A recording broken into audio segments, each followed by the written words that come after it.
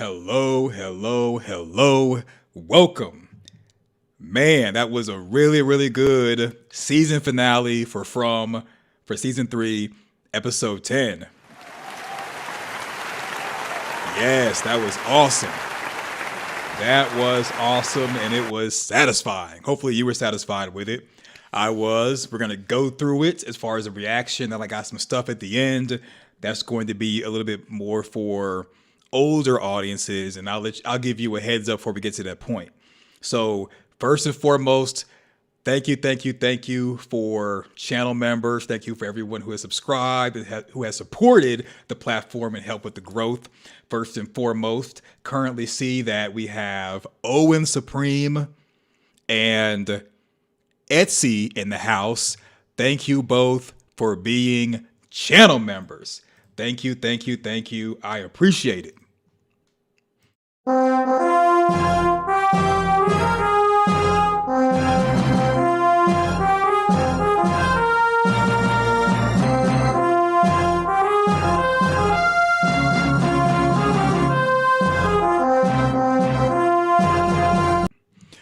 Salute to both of you and all channel members watching from the clouds and also watching on the replay. And then thank you for everyone else who is also watching, who has at least subscribed. And if you haven't subscribed yet and you're waiting, I understand, but just at least thank you for supporting.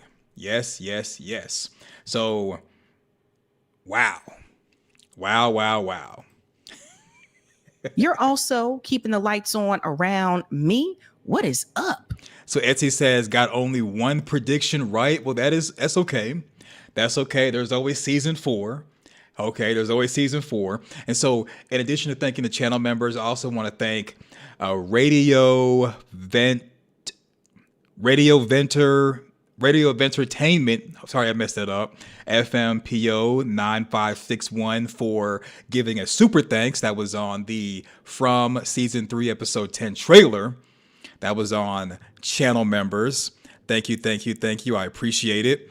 He says, thank me for my service. Thank you for your service as well, from one military veteran to another. Yes, thank you.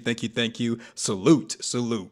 And I already got Miranda last time. I'm going to say thank you again for the $15 super thanks. And also Owen Supreme, who's currently in the chat. Thank you for your donation about a month ago. But I'm still thanking you again because everything is appreciated around here. So thank you. Yes. And last but not least, thank you to Vanessa Wicked for donating by Cash App. I really appreciate it. Yes, thank you for everybody who has donated. Thank you.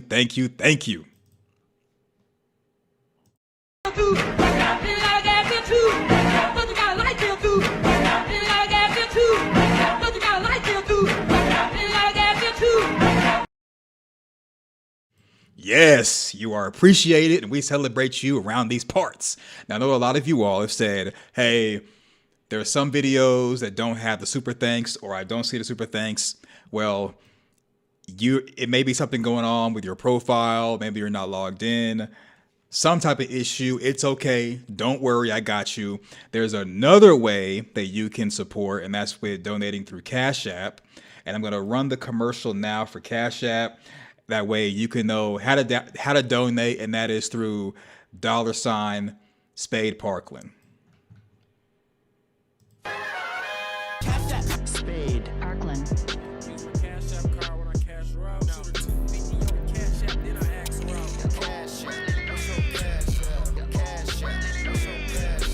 Get on your Cash App, Spade Parkland. We're going to start getting some work done, family.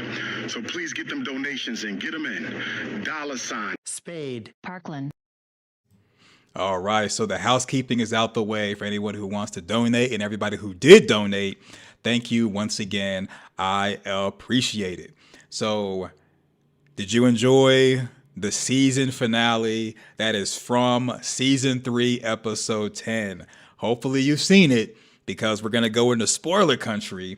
I'm going to give you a couple of seconds to thumb up the video and leave if you have not seen it and you don't want to be spoiled, because spoilers are coming. Spoilers are coming. Yeah, spoilers are coming. Man. Yeah, so before we jump into the recap and breaking that down, of course, you already know that it is members only. I'll open it up to everyone else later on, so don't worry. Um, we will do that. We will do that.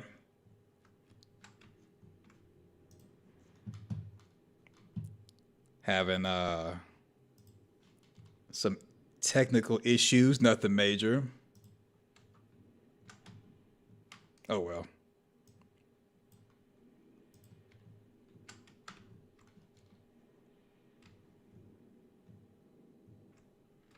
Oh well, oh well.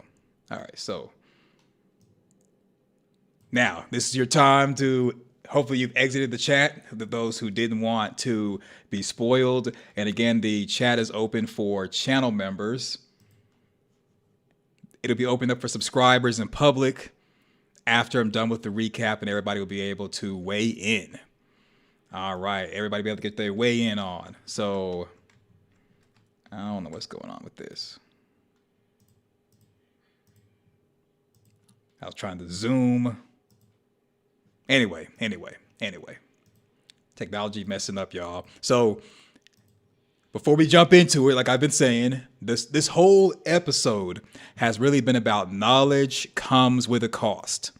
Comes with a cost. And with it coming with a cost, the theme was devotion, offering, payment, submission, forgiveness, and cost, getting knowledge, but at a cost, kind of like with Adam and Eve. They gained the knowledge of good and evil by eating from the tree of knowledge, but the cost was being exiled from the Garden of Eden, being exiled from paradise. And this episode was no different. And like I said with esotericism, you should pay for information like a tarot card reading or anything for supernatural forces because they may come back in the future and take something that you do not want to part ways with. So this episode was definitely about cost.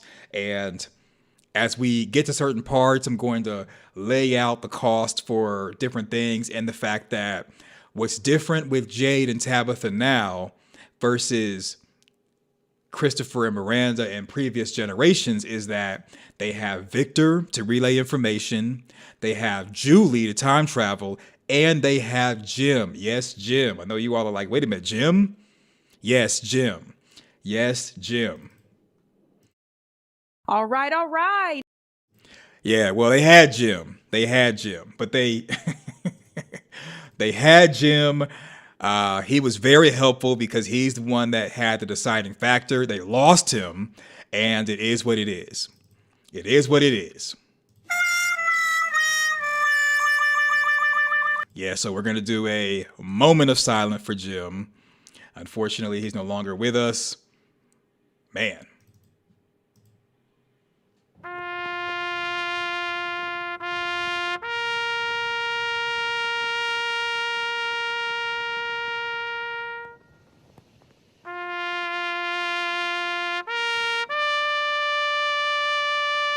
All right, that's enough. A lot of people said he was annoying. I found him annoying. He came in handy at the last minute, at the last episode. So he was annoying.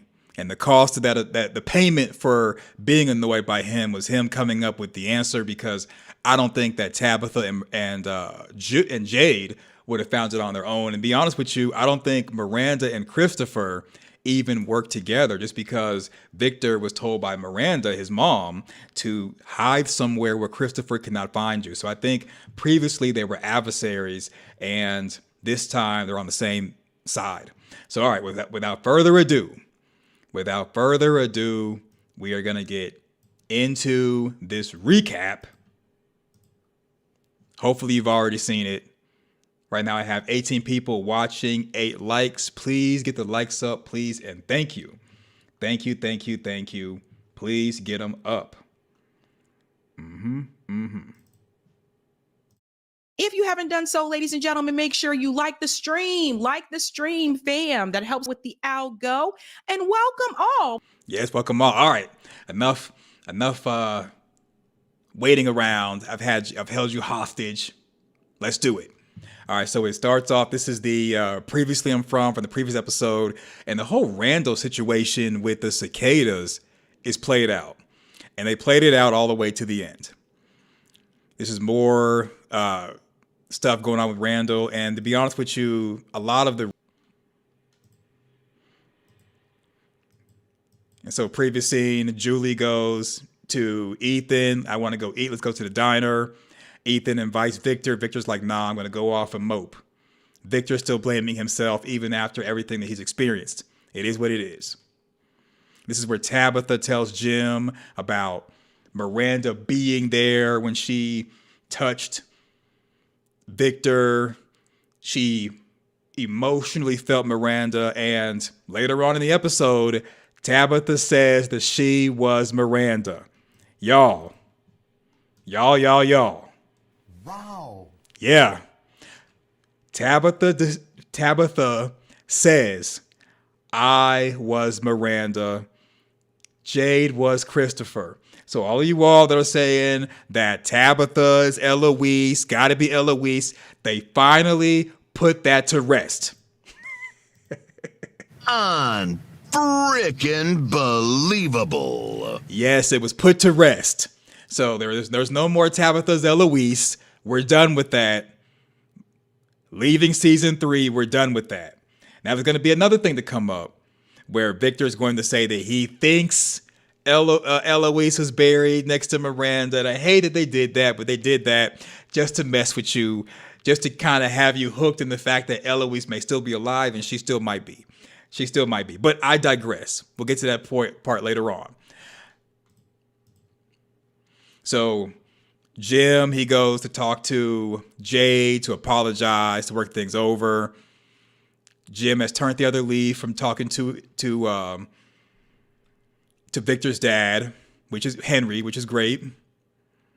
And so this is where Boyd is going to Sarah, bringing in the big guns. I think he was thinking that Sarah was hearing voices that made her do stuff to go home. Elgin's doing the same thing. Maybe Sarah can talk to Elgin. Guess what? You opened up a can of worms. You had no idea. Yeah, he has no idea. And so this is more of Jade, Tabitha, and Jim brainstorming. What's going on? Citrus State, welcome to becoming a channel member. Thank you. I appreciate it. Thank you for becoming a channel member.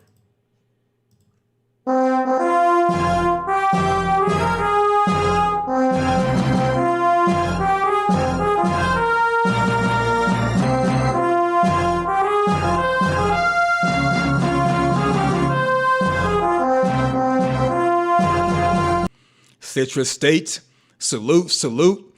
Thank you for becoming a channel member. Appreciate it. Thank you. And everybody else, out of 14 people watching, currently have 16 likes. I appreciate it. Thank you for the support. So Jade is brainstorming with Tabitha and Jim there. They're brainstorming. They got a nothing burger. They decided to go out to the trailer where Tabitha saw the ghoulish child. And here comes Elgin with supplies on his shoulder, walking out looking all innocent. He's met with Boyd, Donna, Sarah in the back. Okay. What I like about this is that the way that they're positioned on these steps is Boyd is going to be first. Donna, I think, was originally supposed to be second. And Sarah's going to be the big guns.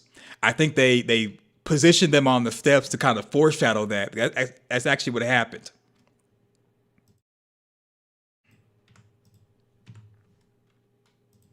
Look at Ellis. If looks could kill. Oh.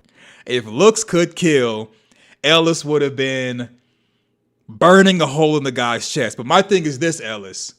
If you was about that life, you would have did what you had to do without telling anybody. So even though you're given the stare of death, you're not really about that life like you portray yourself to be. So they're asking Elgin, does he know where Fatima is? He finally says he knows. She's doing something good. He doesn't want to give up the goods. This is Ellis. He's getting angry. Why are you getting angry now? Why are you getting angry now when you got everybody in the room? You got all your boys and stuff there. Why are you getting angry now? So Citra State says, I wanted that theme music. You got the theme music. So Citra State says, how are you able to do such a deep analysis on scenes with such simplicity? I think it's because I've watched a lot of movies and a lot of television shows, or in the words of I think it's Tyrion Lannister, Game of Thrones, the little person. I drink and I know things.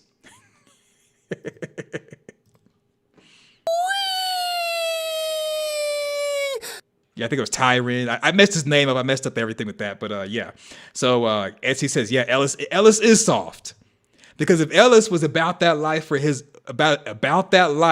wife, he would have confronted Elgin at Colony House last episode, or out there at the lake when Elgin was talking crazy. He would have confronted him then, and he would have already have known where Fatima was.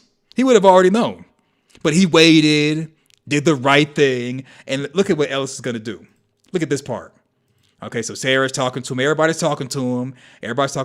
Look at this part. You know, I'm going to go ahead and play this. No volume, but look how he's sounding. Getting all aggressive. Why are you getting aggressive? Here goes Donna. So like I said, on the staircase, Boyd went first. Then here comes Donna. Donna's doing her 2 cents, trying to reason with him, has the reasoning hands like prayer, as in trying to plead with him. Okay, plead with him. Elgin says, no, he's on the right side of history. No, you're not, sir.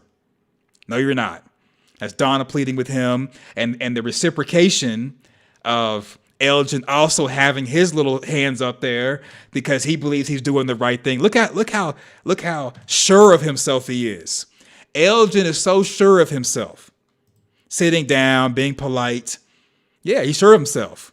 Look at this. Oh, now you want to be about that life.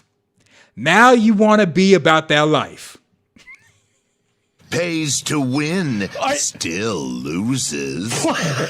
So Citra State says, if I was Ellis, oh my God, the things I would have done to Elgin. Well, Ellis wouldn't have done the things if Ellis was Ellis. Okay? Now he's Mr. Big Bad Wolf. Now he wants to be bad cop. You should have been bad cop to begin with. Look at this. There here comes Boyd. No. Don't do it. Don't do it. Got up against the dresser. What is that going to do? Look at everybody holding them back. It just reminds me of those things where you see where someone's like trying to fight and they're like, oh, hold me back. Hold me back.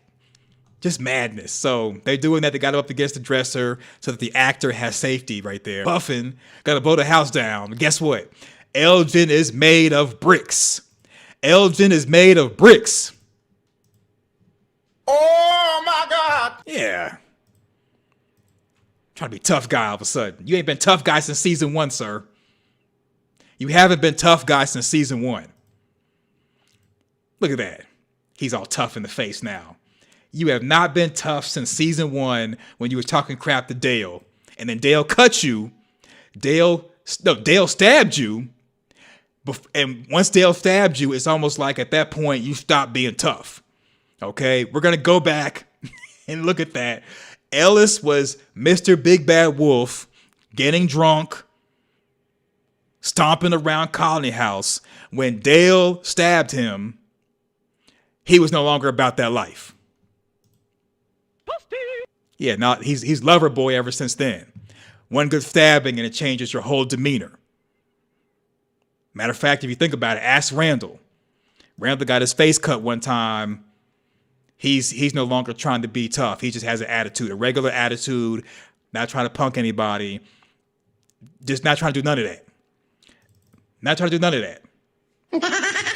Yeah. Yeah. So Citrus says, I forgot Dale stabbed Ellis. Yeah. Once Ellis got poked one time, he was donezo. Okay? He was donezo.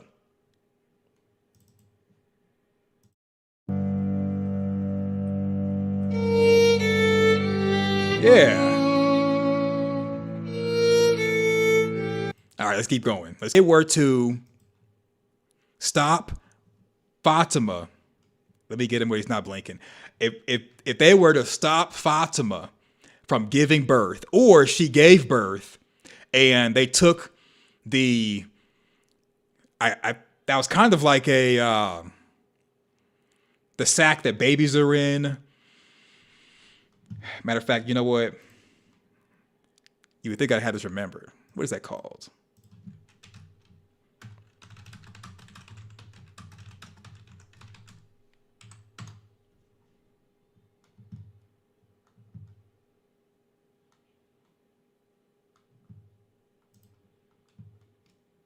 The amniotic sac. Okay. So yeah. So they would have taken that sack and just smashed it, and that would have probably prevented a lot of problems in the future. And I think that the priest, whatever it really is, knows this and is going to different people in different forms, going to Boyd in the form of Father Cautry and Abby, going to maybe Jade in the form of Christopher, going to other people in different forms that are kind of like meaningful to them, including Sarah and the voices and Elgin and the kimono woman. The entity or the Fromville or the evil, maybe even the man in yellow, they're coming to the different residents to stop them from doing stuff because there's a plan being played and everybody has a part to play in it. So just like with in Marvel, how you have Galactus, when Galactus goes to a group of people and the image of Galactus that you see is something that you identify with, I think that's what's going on with whatever Father Cautry really is.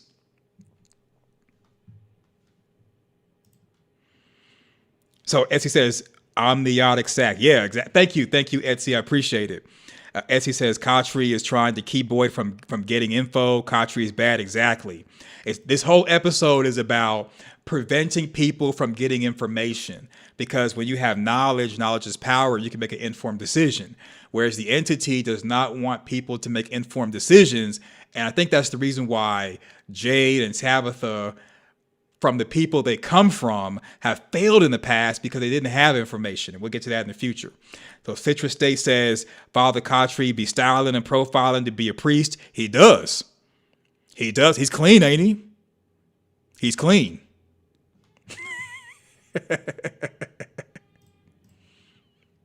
Let's go. Yeah, he clean. Ready for Sunday service. So now all of a sudden he wants to talk Boyd out of it. At first it was, you're not doing enough. Now you're doing too much. You put your left foot in, take your left foot out, put your left foot in, and you shake it all about.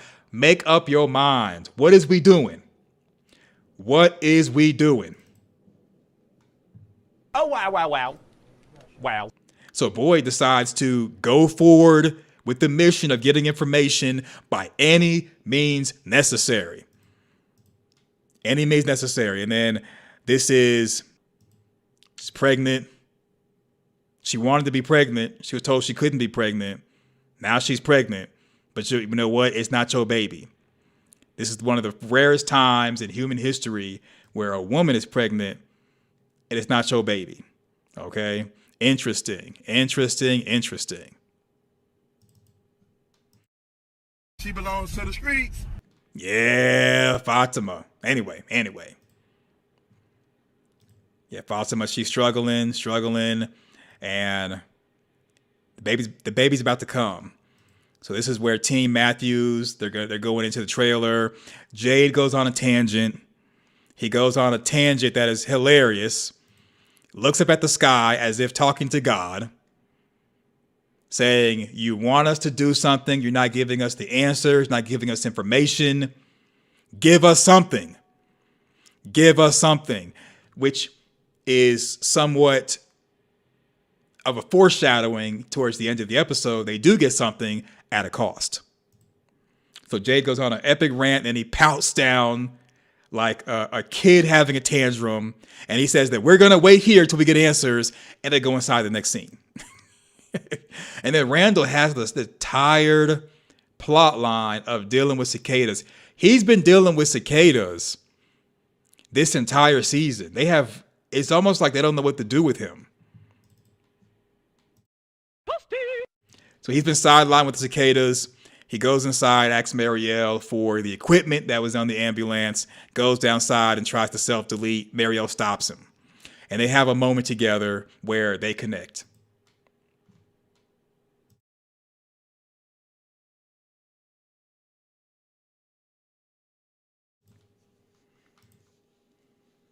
So Citrus Day says, I was the first person to recognize the Maniello was coming in the actor's appearance in episode 10 in your theory. We'll get to that part of the end. I didn't really see an exact scar on the Maniello's face. Maybe he healed or something. But the fact that he appears to be super strong, maybe in the future Randall takes something or he gets something that heals him. Not really sure, because the Maniello could be the ancient thing that made promises to them, but I'm leaning more towards the kimono woman is the one that may have made the promises with the townspeople for the original townspeople to be immortal.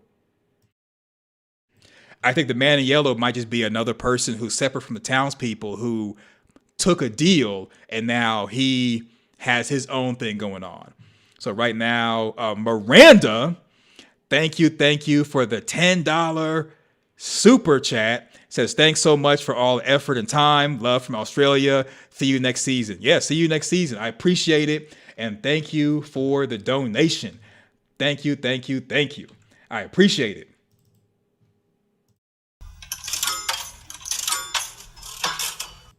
So for Miranda and anybody else, we're still going to be talking from. I'm going to go from season 1 and go all the way back to season 3. That should cover us till 2026. So if anybody does want to hang out, I understand if you decide to cancel your MGM Plus subscription. I've heard a lot of people talking about doing that.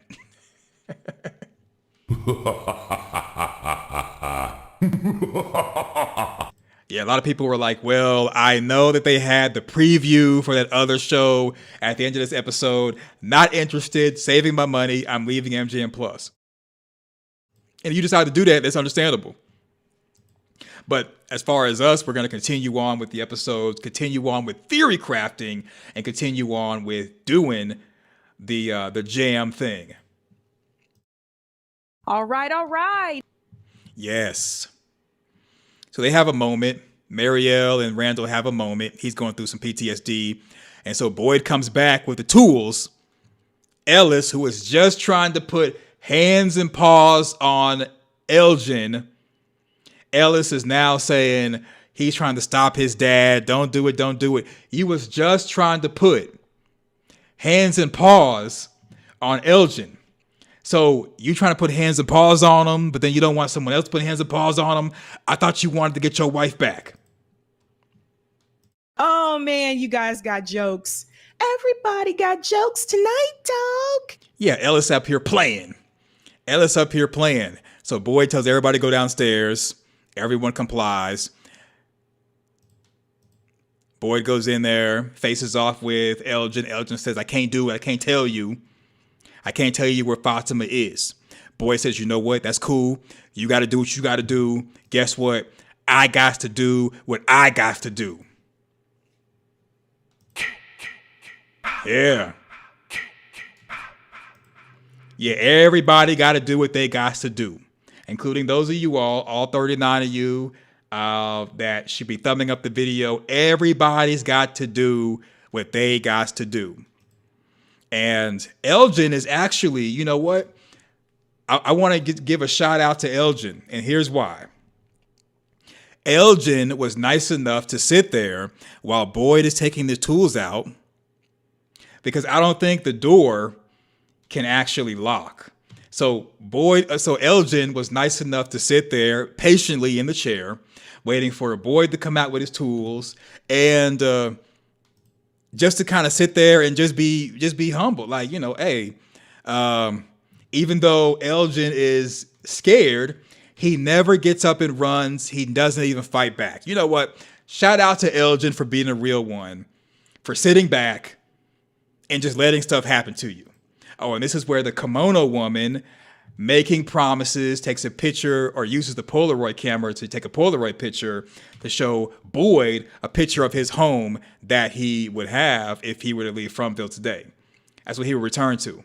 Boyd sees the picture and he's given a choice. So with Father Khatri, Boyd was given a choice to stay on the good path or go bad, or break bad rather. And I was telling you all a couple of uploads or live streams ago where I was saying that Boyd's arc is going to be for him to go to the dark side.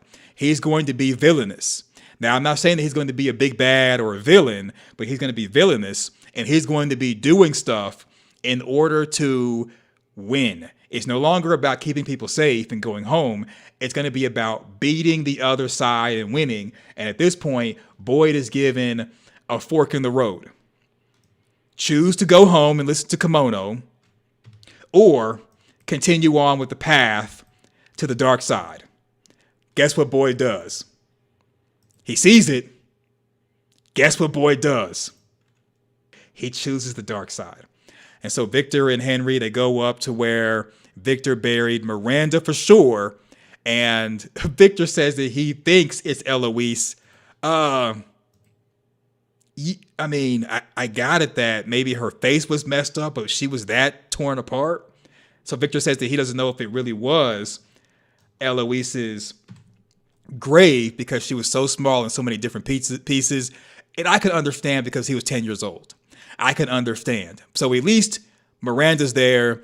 Eloise is presumably there, I guess, until season 4. Who knows? I think this is Eloise is going to be there. I don't think they're going to pull anything else out. But I don't know. I don't know. Until season 4 starts, I'm going to say that this is at least Miranda and Eloise's graves. Eloise being in there. That the jury's still out for that, just because of the fact that Victor said the line that he thinks so, but he's not sure. He thinks so, but he's not sure.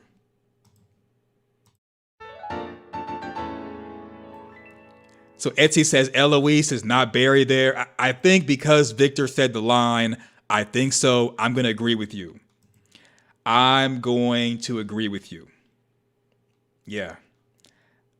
Unfortunately, Eloise is probably out there in the forest, in the caves, maybe season 4. And I'll give my prediction on that, but I'll say this much. I think when season 4 starts, there's going to be a time jump, and Boyd is going to be in the place of Martin with worms inside of him being milked for his blood, or Boyd will be in the same place that he's being milked for blood with other people, not necessarily the lair where Martin was.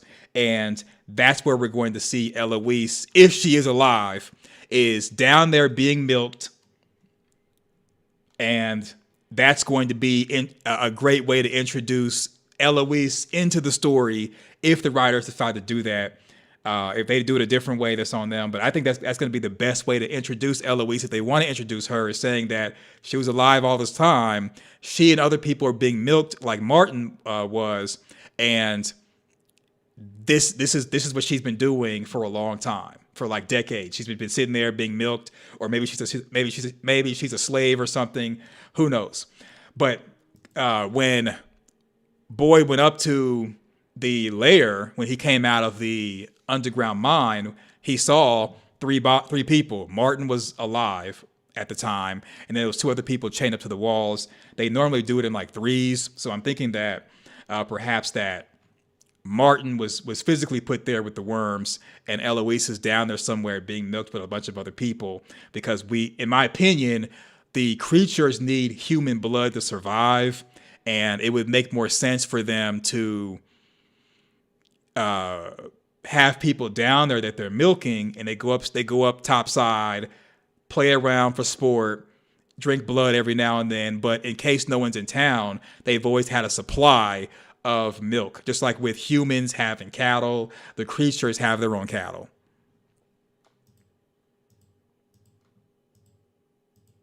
So Victor and Henry, they have a bond where Victor still is kind of like upset with himself, and Henry says, "I'm here for you, I'm your father." So at least Victor can get comfort and someone telling him it's not his fault, and he can get closure like that.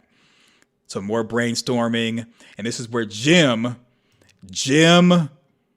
for the win, he's the one that comes up with the idea that the numbers that are on the papers inside the bottles, that they are music notes. So shout out to Jim. Shout out to Jim.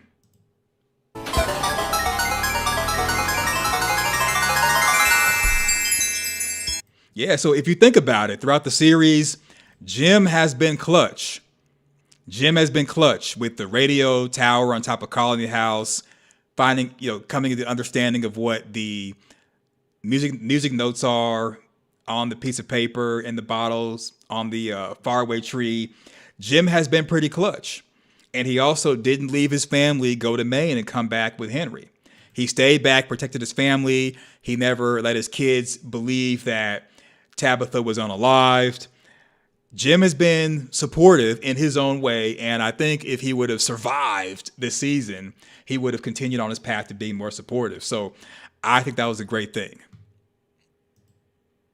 So he comes up with the answer, and he goes off to get the violin, and they're going to go off, and Tabitha and Jade go off to the tree. And so Christy asks Marielle, is she okay? Marielle says no. Christy has had really no involvement with the show as far as season 3. She's just kind of been there. They literally sidelined her by having her foot messed up. And yeah, it's kind of saddening about that. But like Donna, and other people have been sidelined as far as being able to be in the action. Hopefully Christy and Donna get more screen time season 4. Marielle says that she's not good. Christy presses the issue. I think Christy wanted to know what the three of them, Marielle, Julie, and Randall, experienced with the cicadas inside of them, but Marielle just says that she's not okay. So there's that. And so, again, Elgin is so nice. He's a nice guy, okay? He's a nice guy, and he is nice enough to just sit there and be interrogated. And again, there's no lock on the door, and he's nice enough to be interrogated. So nice of him. So nice of him. I was thinking that to have Elgin there and be tied down, that it was going to be somewhat of a struggle. But guess what? Super easy. Barely an inconvenience. Yeah. And also, Elgin is nice enough to sit there and not even struggle while Boyd just ties him up. Boyd, what was the point of tying Elgin up? I mean, I think if Elgin was not tied up, he would have sat there and let people do stuff to him. Yikes. Yeah. So Elgin's tied up. He's looking wild in the face. He's afraid, but he's still about that life because he's not trying to snitch. You know what? Elgin gets a lot of street cred because in the face of adversity, he did not snitch to reduce his time. I heard that, Elgin. I heard that. So now Elgin's all tied up. He's tied up. He's wrapped up like a Christmas present. Boy starts taking out tools, laying him out. Elgin's like, nah, he ain't gonna talk. Look at that. That's the face of a straight G. He is not going to talk. Look at Boyd. Look at that. He looks desperate. See, Boyd's facial expression was looking desperate, not looking like there was no emotion. So later on, when Sarah comes in, she has no emotion. She's calm. That's when you know someone is going to do something to really destroy your soul, when they're calm and they're decisive. Boyd looks like he's not in control right now. I'm not saying that he wouldn't hurt Elgin, because he does, but Boyd just looks like he's just out of his mind.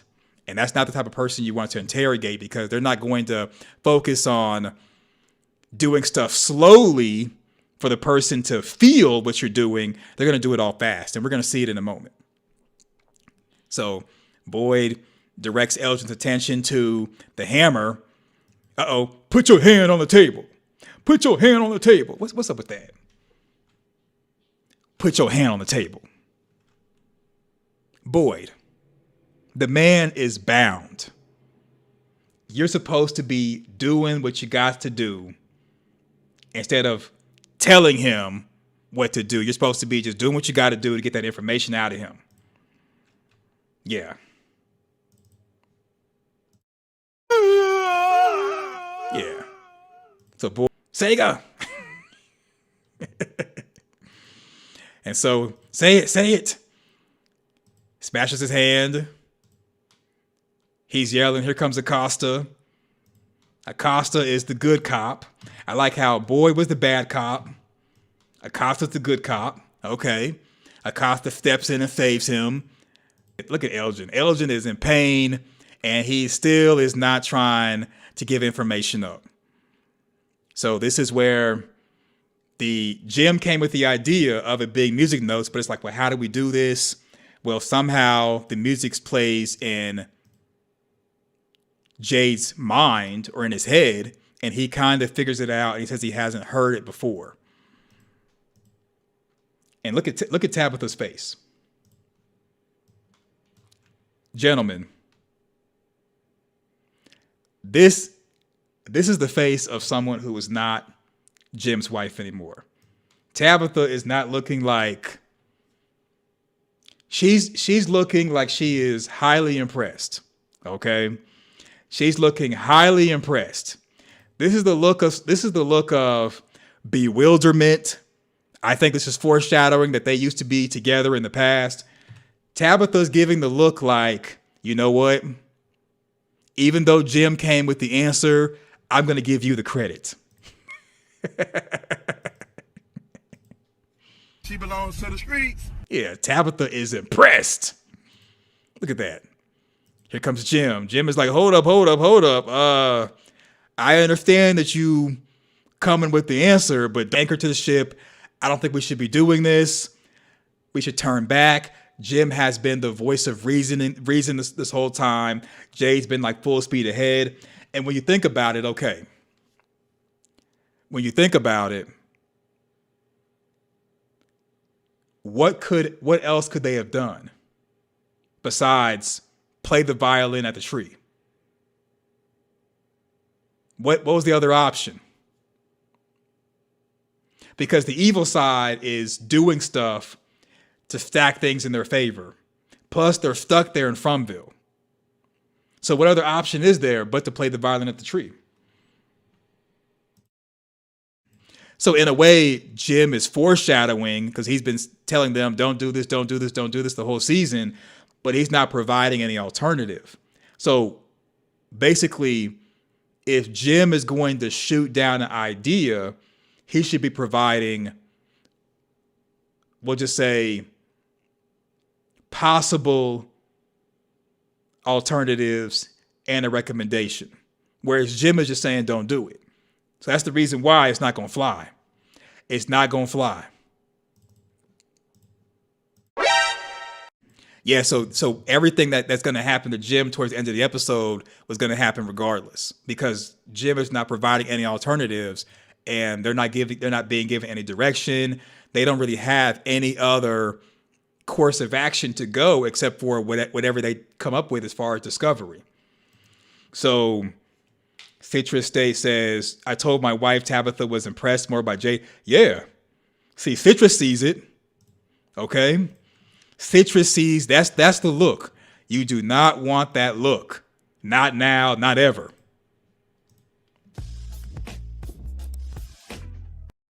Yeah, if you get that look, if you're with somebody in a relationship or marriage and she's giving that look to somebody else, sir, hang it up. Hang it up. She said that she wanted to go to the review to see the men dance. You're like, yeah, go ahead and go there for girls' night. She's looking at them. She's going to come home and look at you. And guess what? Guess what? Everything you had will be erased.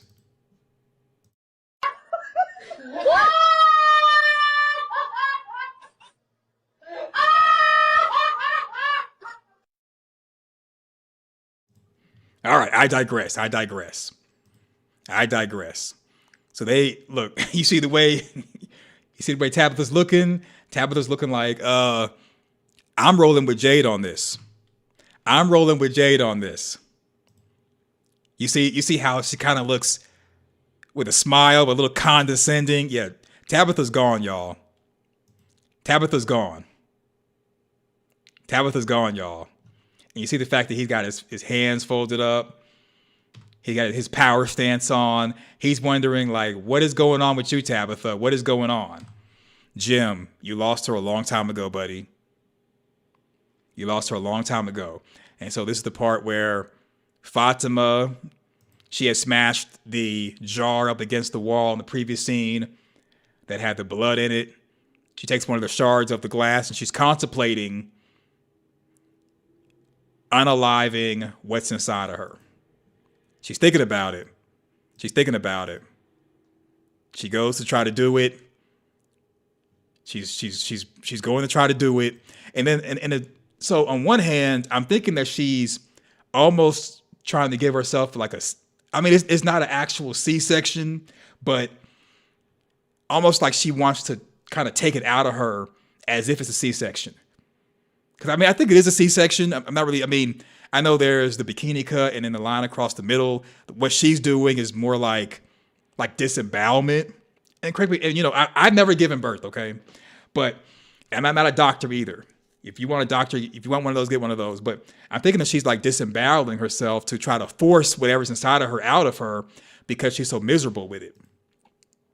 And that's where Kimono comes up out of nowhere and is like, no, to her neck.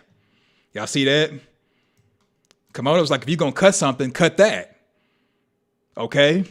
If you're going to be about that life, then be about that life. Oh, no. Yeah. Kimono's like, okay, if you're going to do it, then do it. But do it up here, not down there. We need what's down there. Right. So Kimono put it up to her neck. And you notice that Kimono's not really forcing her, just kind of like guiding her. Like, if you're going to cut something, cut that.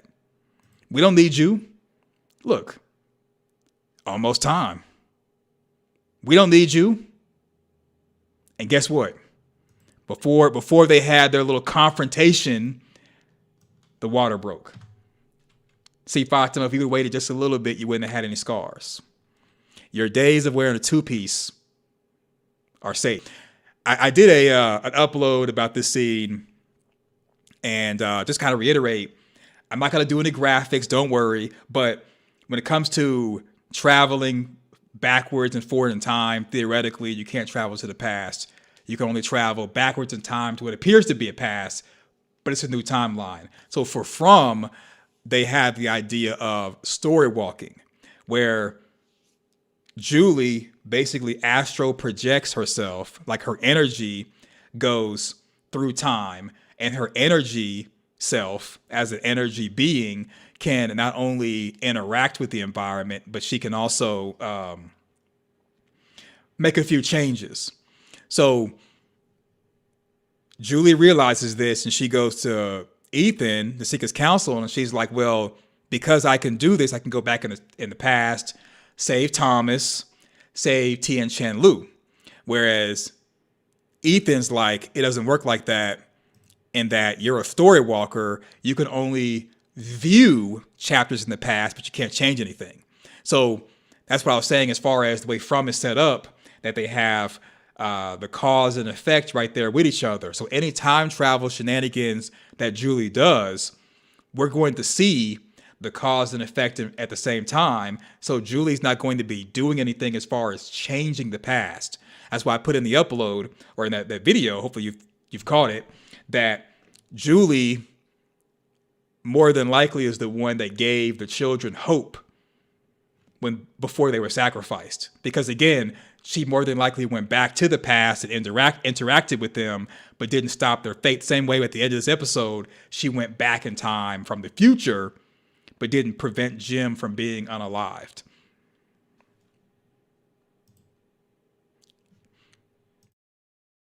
And the way Julie's looking really, really excited. And so with this scene, it kind of comes with the idea that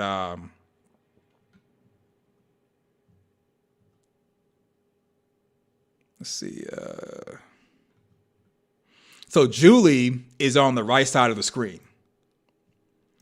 She's right there on the right. And when you see shots of Ethan, he's on the left. As you can see right here, he's on the left.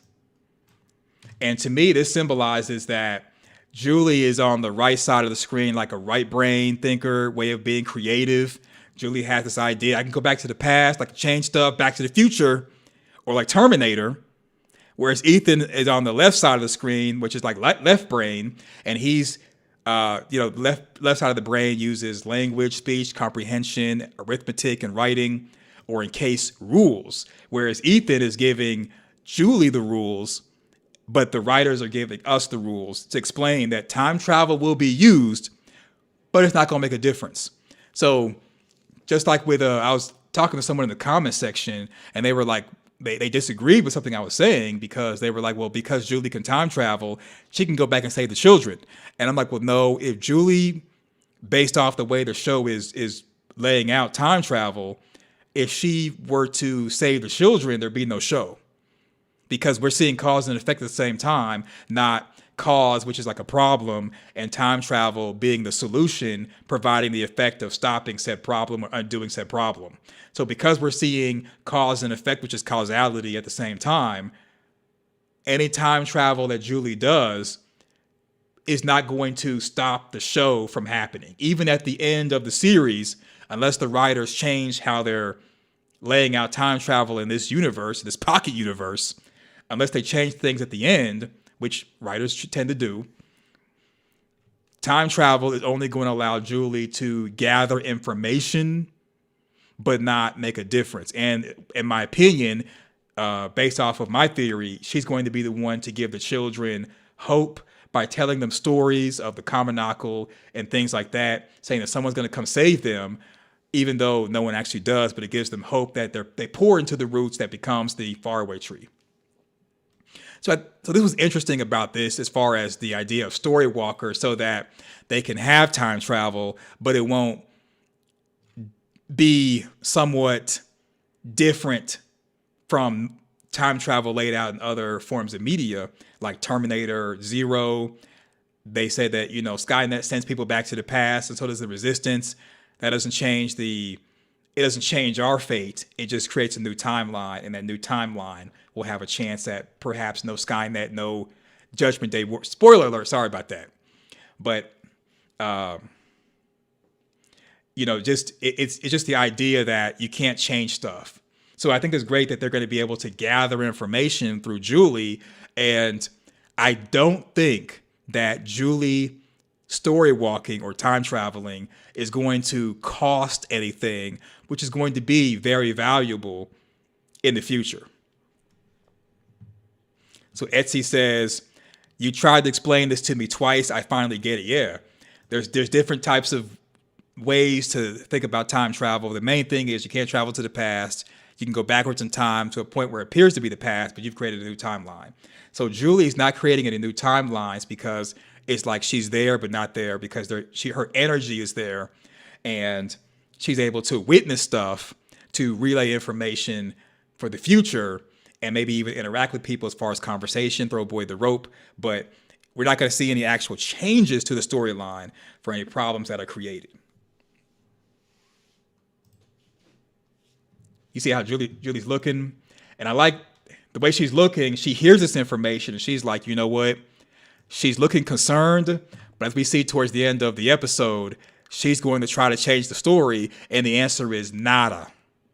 The answer is nada. Slayer. Yeah, the answer is nada. So everybody's downstairs arguing what to do. Boyd's down there. He's arguing, debating with Acosta. What should we do? Fatima's in trouble. Time is running out. Well, we're not gonna hurt anybody. This is wrong. This is not the way to do it. Constitutional rights in Fromville. Right. We worried about constitutional rights in Fromville, doing the right thing, playing by the book. Sarah's like, you know what? I got my own book. The Book of 74. Let's go. Perfect. Sarah walks in. You see how she walks in all calm. She's not yelling, doesn't look upset. She understands. I've been there before. Sarah says that Boyd wants to do this. I'm not going to let him because I don't want him to lose his soul. Sarah says that she doesn't have a soul anymore. So that's why she's going to be about that life. And so I want to take a pit stop that this whole series has been about somewhat cost. And I think this is Sarah's way of paying back Boyd, because if you remember in season 1, everybody wanted to take Sarah out, as in eliminate her. Boyd was the only one, well, and also Father Kotri, but specifically Boyd, because he's alive. Boyd saw, we'll just say, value in Sarah, took her out into the forest, got bit by the spider. Sarah put his pack on her back, carried the whole team while Boyd was getting sickly, okay?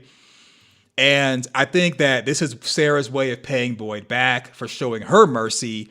She's doing this thing for him so that he doesn't have to go down the dark path, even though it's kind of too late. So I thought this was really good because it's almost like going full circle in that Boyd helped Sarah and now Sarah's helping Boyd. That way, Boyd doesn't have to cross the line. I thought that was pretty cool. I thought that was a pretty good moment. So in this situation, Sarah is somewhat of an anti-hero. And I think also she has somewhat redeemed herself. I mean, I think that she should be viewed as redeeming herself, but the way that Fromville works, people not really giving anybody information on what happened and taking up for Sarah. I think Sarah is going to still be shunned. She's just made peace with it. Sarah's like not even phased about what she's going to do, what she's got to do. I'm telling y'all sleeping on Sarah. Y'all are sleeping on Sarah. All right. Y'all sleeping on her.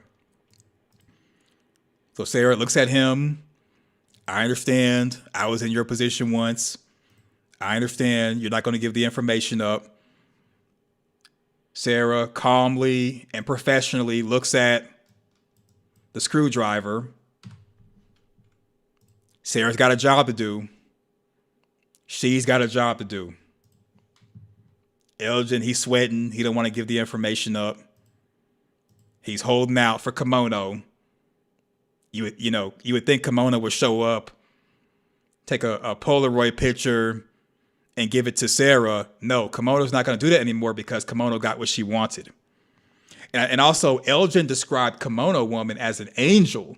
So last time I was talking, I said the book of Enoch, which is not in the Bible, or not in New International or King James Version. But anyway, so there are books in the Bible that do talk about the angel saying, "Fear not." Let me pull that up because people were saying that, angels are beautiful and this and that. And I'm like, it's really what's in the eye of the beholder.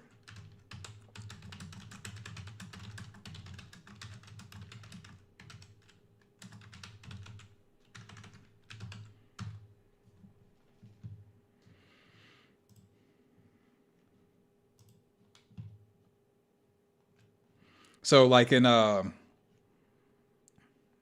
mean, I'm not gonna just put these in the chat, but just mentioning that Luke is one passage, and there's a couple of other ones, like John, Isaiah. But to make a long story short, the angels, when they appear, they always say, "Fear not."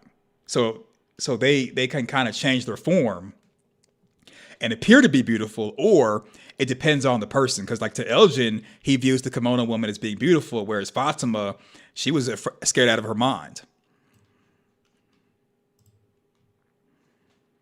So Etsy says, Sarah could have done anything to Elgin. Why take his eye? Like the pilgrim, did the voices tell her to take Elgin's eye specifically? I think it's a good question. I think I don't have an answer for that. I mean, I could equate that to the colonists who had the eye impaled with the railroad track, or the image of Jade with the whitened out eye. I think that it's just it's one of those things where the message gets across. So to me, it's like separating a finger, separating a toe. It's just when you take something away from someone, you mean business. So with Boyd, he smashed Elgin's hand with a hammer. You still got your hand will heal. So to me, that was like Boyd, we'll just say indirectly saying that I'm causing you pain, but I'm not trying to maim you. Whereas Sarah understands the length you have to go to get this information, and it's removing something from you. So in other words, the cost to get knowledge from Elgin is going to have to separate something from him for him to give something up. Because this whole episode was about, it was about the cost, gaining knowledge, but at a cost. So the cost to get the information from Elgin was to maim him and forever have him walking around with this sign that Sarah did this thing to him. So Sarah's going to have to live with that burden, and I think she's okay with that. So that was kind of like Elgin's cost for wanting to be devoted to this, what he believes to be an angel, was costing him his eye. Like the children are like a group of people, and they're coming to meet with the humans. That's the way it kind of came across. And Tabitha says, keep playing, as if the music summoned them. Keep playing, keep playing. So take a sidestep here, or a detour. I know, I'm sorry, y'all are like, just hurry up and get through with it.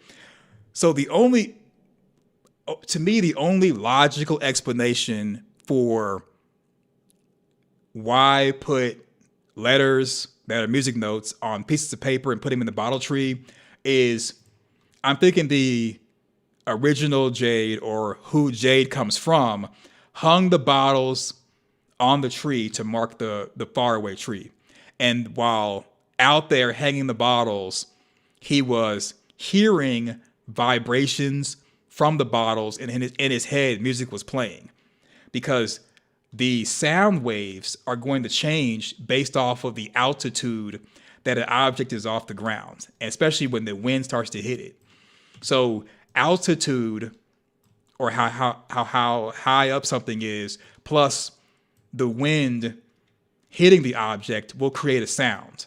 And that sound could be the musical note that was in the original Jade's head, which would have him put different notes on the pieces of paper as a way to say that this bottle is this note, this bottle is that note, to somewhat play a song or have the song. And if he, when hearing it, would be off when trying to maybe recreate the song, he would go up to the actual bottle and see what that note was to perfect the song that he may have been playing for the children as far as the lullaby. Hopefully that will sound confusing, but to me, that's the only reason why you would write notes on a sheet of paper and put them in the bottle, is because the bottle itself was making that noise based off the altitude and the wind hitting it. And to remember that note, you put the piece of paper into the bottle with the notes on it that you are hearing when the wind is hitting it. And you're kind of using that to formulate a song or a lullaby to play for the children. Like Jade is going to mention, he doesn't really mention that, but he mentions that they were playing them lullabies in a former life, or as far as reincarnation. So if that is the explanation for the whole bottle tree thing, which I think that's probably the best thing that anybody's gonna come up with, maybe they'll have a different reason. I think that makes the most sense. It's lame. I think it's lame, but that could be the only reason why you'd put individual papers in the bottles versus writing them on a music sheet of paper, is because you're doing both, but you're somewhat using the bottles as like a symphony or an orchestra or something. I don't know. The whole music thing is weird to me. I had other explanations, but we got what we got, y'all. We got what we got. All right. So currently there are 62 people watching, 33 likes. If I can get my likes up, please and thank you. I appreciate it.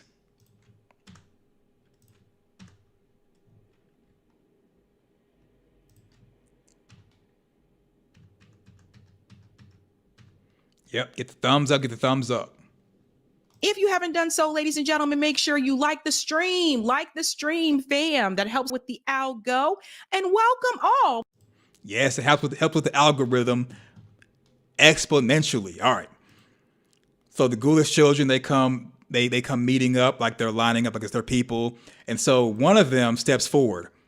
So I'm thinking that the one that steps forward is possibly maybe the daughter of Jade and Tabitha from the people who they come from. Maybe she's the leader. So boy goes down, and this is where Fatima says that she knows what the creatures are. They were the original townspeople who sacrificed their children for immortality, and something promised them that, and that's what they have. So I'm going to address this later on, and when I do, I'm going to give a disclaimer, because I think I figured out what's going on with the ghoulish children, and you're not going to like it. All right, so Kimono, she gets on her knees. So getting on knees, this theme is associated with devotion and submission. It's as if the kimono woman is devoted to these people and has made promises, and now she's offering up this offering for them. As just the same way that Kimono has promised Elgin to go home if he helps her, she offered for Boyd to go home to stop messing with Elgin. And the kimono somewhat didn't really offer Fatima anything, but I think the kimono woman is the one that may have been the it that offered them things in the beginning. And this is her way, in my opinion, of showing devotion, her being on the knees. This is like a ceremony. She's offering up the baby pod in front of them. Get ready to bust out. Starts to shed what the skin is. And so I want to pause it for a second. So at first I had two theories of what something was. So the first one was, I was thinking that the big red thing, I didn't really say this to anybody, but at first I was thinking the big red thing was the image of somebody who's been unalived. Because whenever the creatures take somebody out, let's see if I got it somewhere. The person's insides are like missing and they're like all red.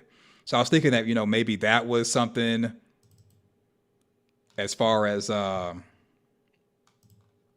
what that was. But now I believe that the red thing, which I said in a previous broadcast, The red thing has got to be something being resurrected. So here's an image right here. This was Kenny. I got it from his Instagram before he deleted it. And if you just kind of look, it really does look like this is what the big red thing is. It's very, very similar.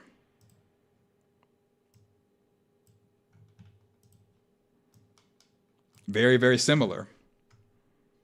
So I'm thinking that the kimono woman promised everybody immortality if they sacrificed their teddy bears, and she's kneeling down, presenting this in front of them, saying that, see, when you pass away, this is how you're going to be resurrected. I wouldn't be surprised if the kimono woman is the one who drew this cave painting out as an illustration as to what they would be getting into as far as the whole ritual and what happens if they're no longer with us, which I'm thinking that this is the same thing.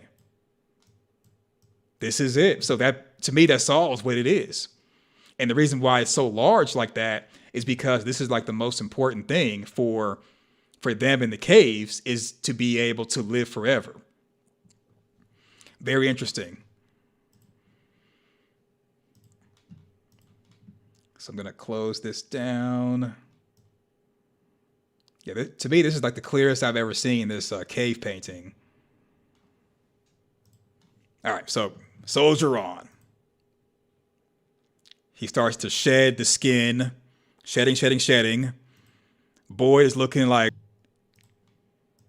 Julie realizes, like Ethan says, you cannot change the story. So Julie witnessed it. She was able to witness it. And I think what she tries to do is she tries to go even further back in time to try again with messing with the lights and doing different things, but she also fails. You cannot change the story. That's why I was saying that when it comes to cause and effect, when you put them together, anytime you're watching the story, as far as from episode, time travel is not going to be something to undo something. So Tien Chan's not coming back. Abby's not coming back. No one's coming back based off the rules that's been laid out thus far. And that is the end of the episode. That is the end. That is the end. Loving memory of Jill Green. All right, so yeah, now we have Nightmare Creature, Smiley, and the man in yellow. The man in the yellow suit. So he's the man in the yellow suit. We got that. It is what it is. All right, so there we go. There we go. There we go. All right. So now I'm going to open up the chat to everybody. You've waited long enough. You've been patient. I appreciate it. Chat has been opened up to any and everybody. Hello. What's up? What's happening? So out of 16 votes, 69% say no. It is not.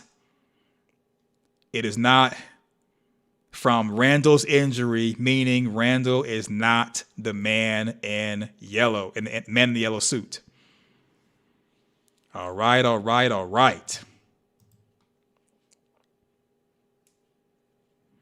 Yep, members only mode. Everybody can chat now. Garrett family says, what's up? What is up?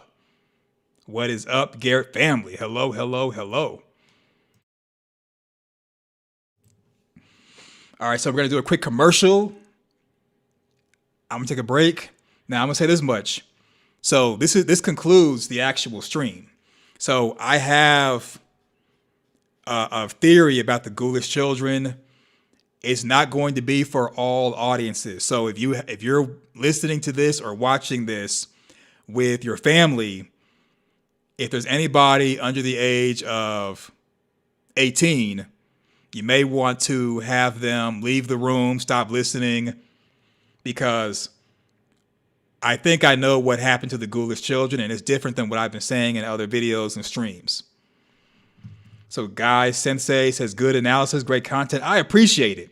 The man in yellow unalived Jim because he figured it all out. Yeah, he did. Because the because the people who Tabitha and Jade came from, they didn't have a Victor to relay information over the course of 40 years. They didn't have a Jim to figure out the stuff in the bottles, and they don't have a Julie who would story walk. So this cycle is different than other cycles because they have tools for the toolbox. In addition to possibly Miranda, she may have been able to have the same power as Tabitha to be able to sense stuff. Maybe Christopher did as well. But Christopher was unwilling to go through the tree and sacrifice himself to save the children. I think now they have a better chance of saving the children, or at least giving them hope. But I think the main effort is to not necessarily to save the children, but to help them go to the afterlife and defeat the man in the yellow suit and all the other evils in the forest, including the creatures. This guy seems like he's kind of tall. This could be a ghoulish teenager. He seems pretty tall. All right, so I'm gonna run this commercial. This stream has been this stream has been sponsored by you. I appreciate it. And after this, I'll come back with the conclusion of the commentary. And again, I gotta let you all know that if you have anyone who's under the age of 18, you may want to have them leave now, because this next part is going to be, we'll just say, somewhat for select audiences.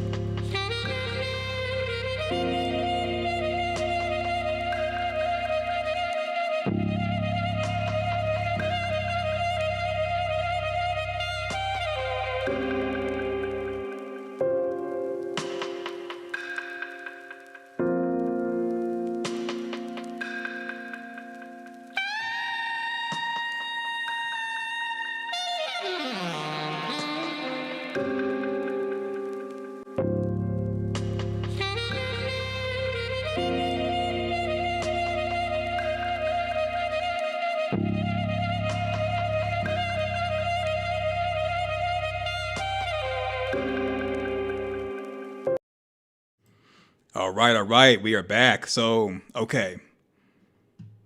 All right. I'm gonna kind of walk the dog on this, because in the past I said, or I came with a theory that they, talking about the townspeople, they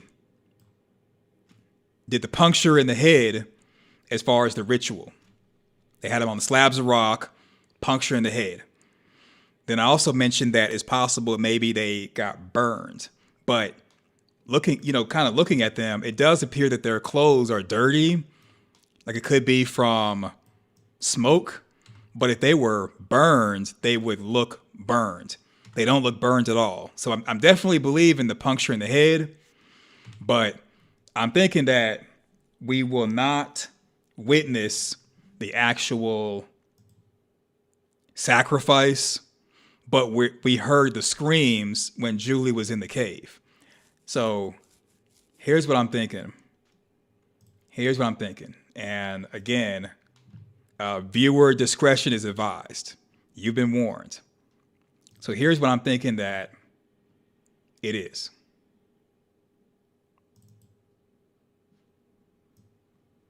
And I need to show multiple pictures. I need to show one more image so you understand what this is.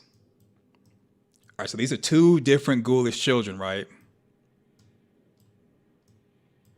So one thing they both have in common is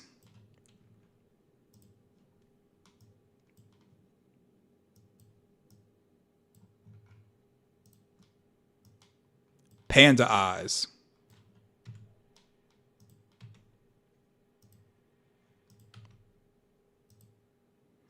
They both have panda eyes.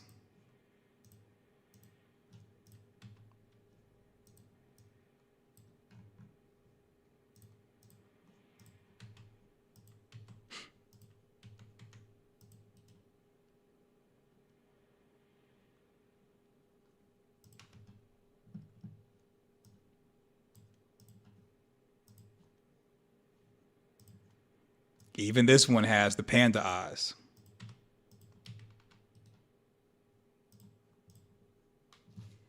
Now, if you don't know what panda eyes are, you got to look it up. I'm not going to say it here.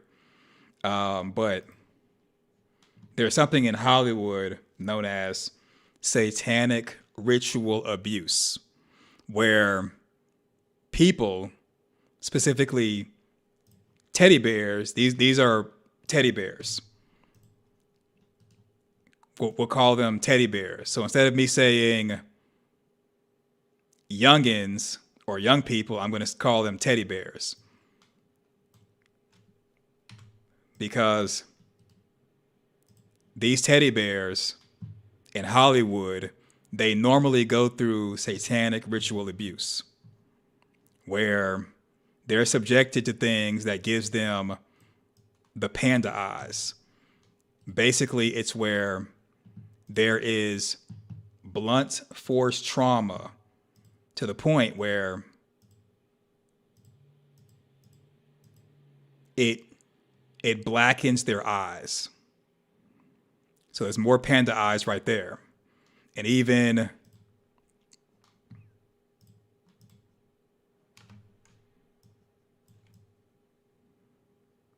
with another child right here.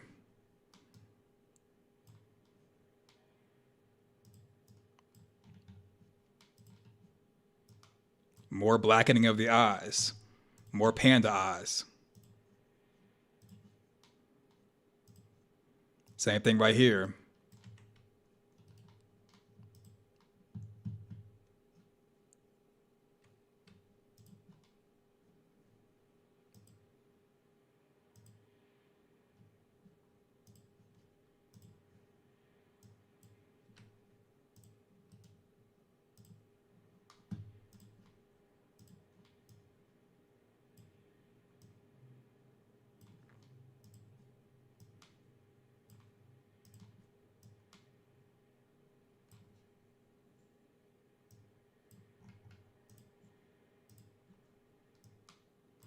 Panda eyes.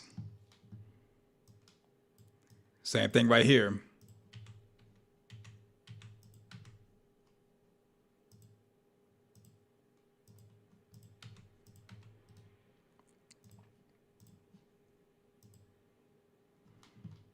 So for this one, you can kind of see, but not really, but the same thing.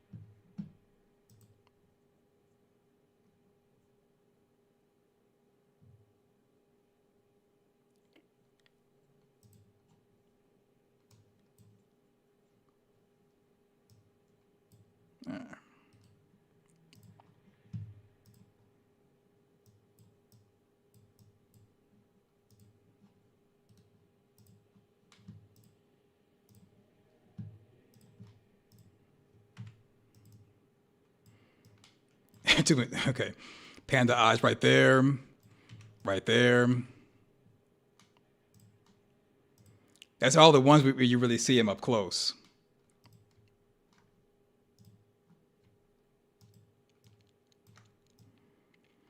So in other words, when they sacrificed their own children, a part of that sacrifice or that ritual was satanic ritual abuse where they gave their children panda eyes. And that's the reason why they look like that. It's where it's blunt force trauma from the back door to the point where it pushes pressure forward on your face while you're getting blunt force trauma from the back door, and the blood goes to your eyes to make your eyes darkened to where you have panda eyes. So basically they were graping their teddy bears, and that's the best way I can describe it. So Etsy says panda eyes can result from basal skull fracture. It could, but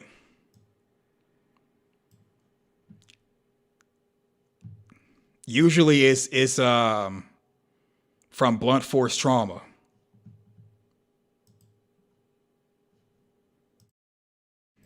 And just the fact that there's a lot of that type of stuff in Hollywood with people selling their teddy bears to different people in order for the teddy bear to be famous, for the family to get money. They'll do stuff like that, and they'll sacrifice their teddy bear, just like people selling their teddy bear to Diddy, to R. Kelly, and other people, where they'll sell their teddy bear to somebody for like a weekend or a month or something, and they'll come back with panda eyes. And it's one thing if it was just like maybe one with the panda eyes, but you're talking about all of them are ghoulish children, and all of them have the panda eyes. And I think that's what the screaming was. It wasn't them. I was thinking that maybe they were set on fire. Maybe the teddy bears were set on fire. But just the fact they have the panda eyes, all of them like really pronounced like that, I think is what it is. So we're never going to see the actual ritual they went through, nor do you want to. That's sick. But that would be something that an evil entity would require, in my opinion, in order to have everlasting life, because demons and evil entities, they want stuff like that. They want you to basically ruin someone who has innocence, because they take pleasure in seeing the innocence ripped out of teddy bears. All right. So I'm going to end this poll. Do you believe the shadow on the right cheek of the man in yellow is possibly from Randall's injury? Out of 19 votes, 75% say no. Okay. But right there, right in Josiah says the same thing. Their clothes being ripped up too. So I'm thinking that like what they went through is extreme. And that may have been reason why the people who Tabitha and Jade came from didn't want to participate, because they didn't want to do that. Like they probably were down for immortality, but then when they found out what was required of them, they were like, we're not going to do our child like that, or not do our teddy bear like that. But maybe somebody else did their teddy bear like that, and that's the reason why she's here. Because you'll have situations like that where someone is trafficked, where teddy bears are trafficked, and you'll have someone making a bunch of promises to them, giving them hope. And to just basically to help them perform. You know what I'm saying? And I'm not saying that that's what someone like Julia would go back in time and do, but that's usually the kind of hope that's given, because anytime a teddy bear is taken, they usually take a teddy bear to a different country so that the teddy bear is in a place where they don't know the language, don't know where they are, they don't know anything. So even if the teddy bear does escape, there's no hope to actually be free, because you're in a town that actually has one of their businesses being abusing teddy bears. So even if you do escape and go to the local bar, the bartender's going to be like, I know who you are and what you are. I'm going to call them to come back and get you. And it's like there really is no actual escape from that, because they have you go to a whole different country. And, normally I try to keep this family friendly and try to prevent from having profanity and vulgarity. But I think that is the ritual that they went through in order to gain this immortality. And sometimes when people are sick and twisted, they do a lot of smiling and they're happy and laughing. And that might be the reason why whenever the creatures do get someone, they kind of like, quote unquote, play with their food, because that's the type of sick stuff they did when they were in their cult. Okay. So yeah. That's what I'm thinking that's what's going on so Josiah, hope I'm saying your name right. So do you think they were just taking random kids to these rituals? So according to Fatima, sorry, didn't mean for y'all see me to do that. According to Fatima, in the final episode, she was saying that they sacrificed their children. So I think their parents did this to them. Like perhaps they either created children for the ritual or they just used their own children. But all the children seem to be at the age of maybe like 10 and younger. So I'm willing to bet that they just took their own children and were going to do this. Maybe they were always in a cult, or they joined a cult. They decided to do this to maybe the kimono woman, and they had the children just for this purpose, because all the ghoulish children look like they've just never had any sunlight. They're all pale, hair is falling out. They were probably not given nutritious food to eat, and they're all bony. They all look like they had injuries from neglect and abuse. And then you even see the injuries to the head, which may have been the final blow as far as completing the ritual. But the fact that they all had panda eyes, there may have been repeated satanic ritual abuse, and that's what they went through from the cult members who were their parents in the town. So Morgan says, I don't like that theory because it makes me uncomfortable, but it is very possible. I mean, to me, that's the only reason or way you would have panda eyes, is because of that. And this is a horror show. I don't think the writers or the front runners are actually going to come out and say that. I think they're going to just show us stuff, and it's up to you to kind of pick up on that. If you don't pick up on it, you just don't pick up on it. So Tim asks, who do I think the man in yellow is? I think the man in yellow, maybe it was somebody who was a preacher, who, like a poor person's preacher, came to town and was promised stuff separate from the creatures, and it's kind of like separate from them, which is why he's topside and alone in the daytime. And I could believe that other people are like the man in yellow that were promised stuff and turned into demons, turned into evil people, and they just don't they don't follow the same rules as the creatures. So Josiah says, also they say that kids were born in the dark, so they were probably born in the caves and to be sacrificed. Yeah. James says, so what do I think Rondé Rendezvous plays into all of this. It was Rendezvous' calendar when Sarah unalived Elgin. I think Rendezvous was just showing that what's going on with Fromville, the cult. This is something bigger than just simply people in a small country town stalking people at night. I think this is like a big organization thing, like the level of Hollywood, where it's like $1 billion empire. They traffic teddy bears, and the rendezvous is just a part of that, because it seems like a lot of stuff that is associated with people in the town is all connected before they got into town.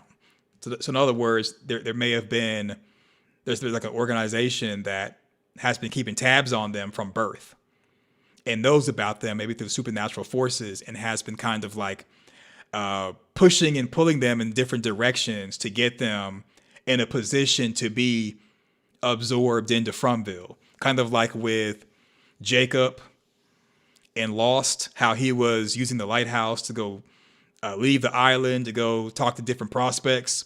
I'm thinking that it's the same way with like an organization that has been keeping tabs on everybody, including using Rendezvous and everything in order to make sure that they're keeping tabs on people and stuff.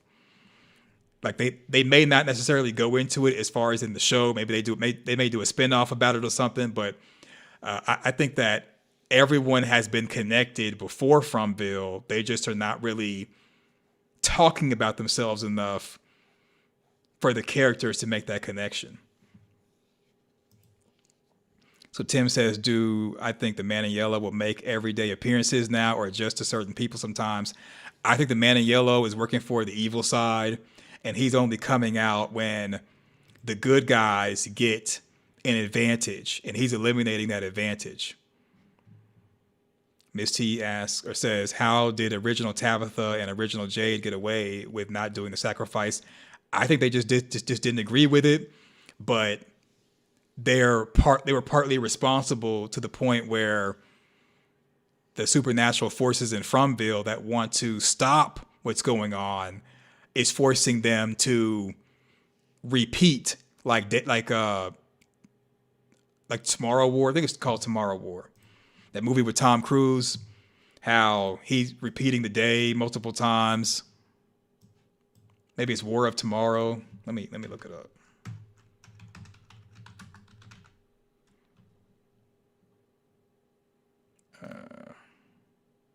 No, not Tomorrow War. Not the Tomorrow War. Yeah, Edge of Tomorrow. I think it's kind of like Edge of Tomorrow, where Tabitha and Jade were responsible for like the original sin of helping to get these children locked up, including their own. They changed their mind at the last minute, and their punishment is to be reincarnated to attempt to stop it over and over and over again. But the evil side has been using them indirectly in their efforts. So, and with the Kenny picture, I think there's evidence that, let's see.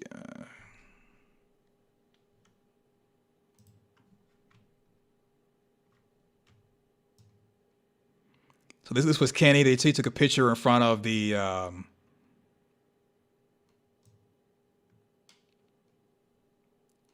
cave painting. That's him blackened out right there. So I'm gonna cover my face. So this is kind of, it doesn't give everything, but I noticed that down here it seems like these are the people who were the townspeople who were like dancing as a part of the ritual, and maybe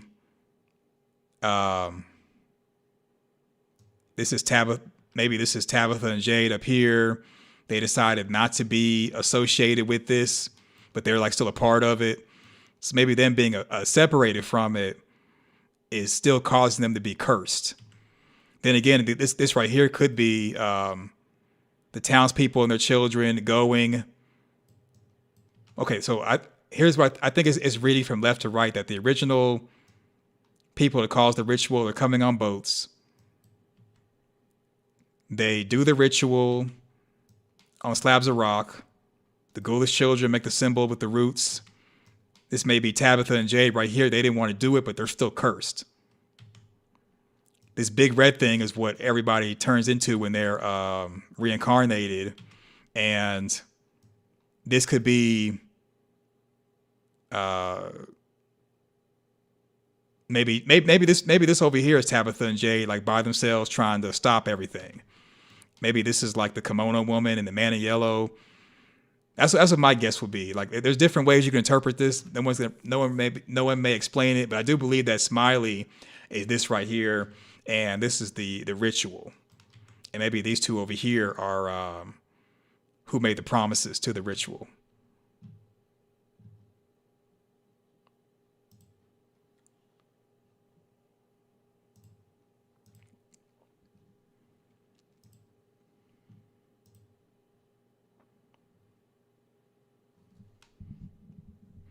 So Tim is asking, is Jim deceased now, or do you think that this was a future event and he's still alive in the present? I mean, I think Jim is gone. Having his throat ripped out like that, I think he's gone. Yeah, I think Jim is gone. He's done, because the man in the yellow suit ripped out Jim's throat to punish him for talking. And I think Jim's not going to survive that. I don't think he's going to. I mean, if he does survive that, it's going to be. I don't think the medical supplies they have in Fromville can really save his life. Let me look this up. Can you survive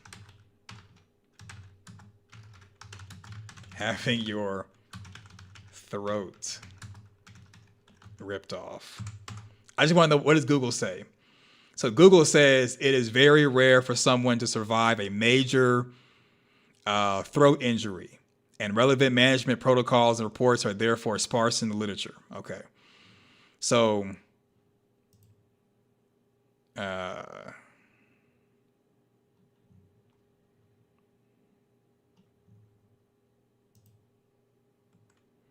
so it's kind of like, from what I'm reading, it's no different than someone having like their throat sliced. You know what I'm saying? Like, usually you're donezo from that. I mean, it's possible to survive that, but I don't think they have the medical stuff in Fromville to be able to do that. And then when Julie, who's coming from the future, I don't think she's going to make it in time to tell someone, hey, Jim's out there hurt, go save him. And it seemed like Jim was by himself. And I mean, his throat is gone, so he can't yell for help. I think he's going to bleed out and he's just done. I think he's done. I think when season 4 comes, it's going to be it's going to be a time lapse, and then they're going to show a grave of where Jim was laid down at, or laid to rest.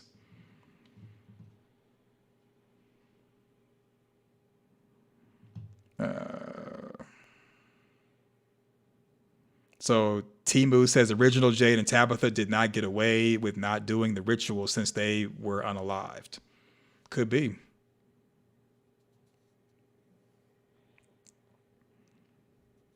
So M. Abdul says Jade and Tabitha are on the right. The crows above mean they were pulled into Fromville. Okay. I can see that. I can see, yeah, them. It may make sense for them to be over here, and they're separate to have to like repeat the process and everything. This is the crows. Maybe this is something, maybe the settlement or something. But there's also some red figures at the bottom behind where Kenny is, behind him, which I think is like the evil things that were in town. So I can see this being Tabitha and Jade by themselves.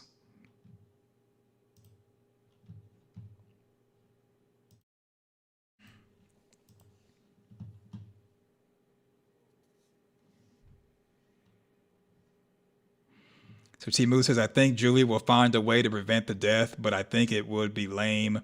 It would take any suspense away from character deaths. If Julie could prevent someone being unalive, she would have saved Jim. And just like with Ethan saying that you can't undo something that's been written. So I think Julie can go back and witness stuff and interact with people, but not prevent anything. Because she would have saved Jim. I mean, she went to Jim. This is where it happens. Go back to town. And Jim was fixated on her face. And she was looking back like she was running from something. Maybe something else is time traveling just like she is. So James says the monsters act like children and they also steal clothes and objects from people. They do. Miss T asks, do you think Julie traveling through time could save Jim or others? Miss T, I think if Julie going back in time to save Jim was a thing, she would have saved him at the end of the episode. Jim, just like what happened last time in Julie's future, or really her past, our present, she said this is where it happens, and I mean it happened. So if she was gonna, in my opinion, if Julie was gonna save Jim,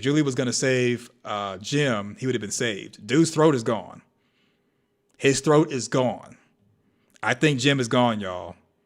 In season 1, Jim says, and the answer is 12 after theorizing with Tabitha. So you are 100% right about the answers to the end, beginning, and the answers to the end being in the beginning. Yeah.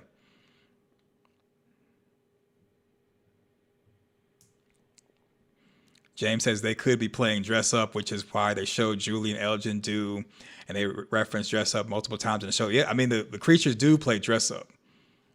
They do be taking clothes. So Guy Sensei says, I also think Jim is gone. He's literally too smart. Yeah. Sprinkle Kitty says the crows were cawing when the Ankui children appeared. Oh, okay. I must have missed that. So the crows could have been signaling to the man in the yellow suit, what was going on.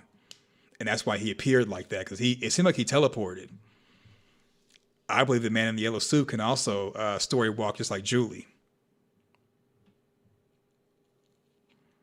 Malcolm says if she can't change the story, then maybe the only way to necessarily save them is by rewriting their own.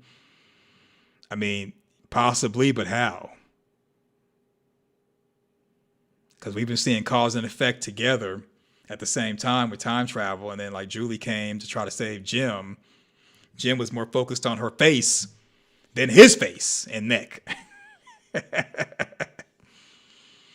So Pagan Sky Podcast, I was thinking the same thing, that others are time traveling. Yeah, gotta be. Okay, Pagan says, just subscribe. I appreciate it. Thank you for subscribing. I appreciate it. I appreciate it.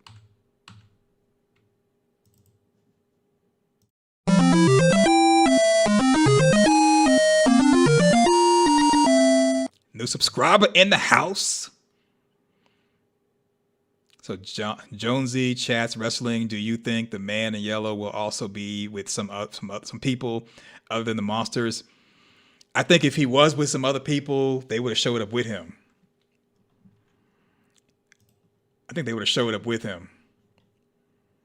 So the man in yellow, I mean, I don't know.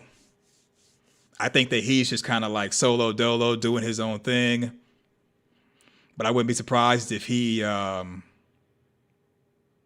is kind of a higher tier demon, monster, or whatever he is when we get to season 4.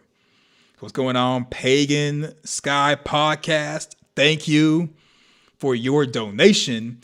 I appreciate it. Thank you, thank you, thank you. I appreciate it. Thank you, thank you, thank you. So Pagan Sky says thinks that Jim is gone too. Yeah, I think he's gone, y'all. Y'all said he was annoying. Jim gone. Jim is gone. So Jonesy Chat says, will Jim come back reincarnated? So reincarnation is a thing. We saw Smiley reincarnated. I would say it should work both ways. Instead of like bringing somebody back to life or changing the past, reincarnate them. And I think, in my opinion, the only way you can be reincarnated is if you're cursed like Tabitha and Jade, or you take the creature deal like Smiley and them. But then again, to get the creature deal, you probably got to be alive to begin with. Yeah, so Pagan says, yeah, she looks older, talking about Julie. Yeah, Julie does look older. Hair was darker. She just looked like she was more older and maybe like 2 years, maybe 3. So Garrett family or a new chapter. Basically, the story goes forward in an attempt to change. I mean, I mean, how do you do that? I think anything is possible with this show. I wouldn't rule anything out. But it's kind of like, so Garrett family, what's your theory on how to create a new chapter?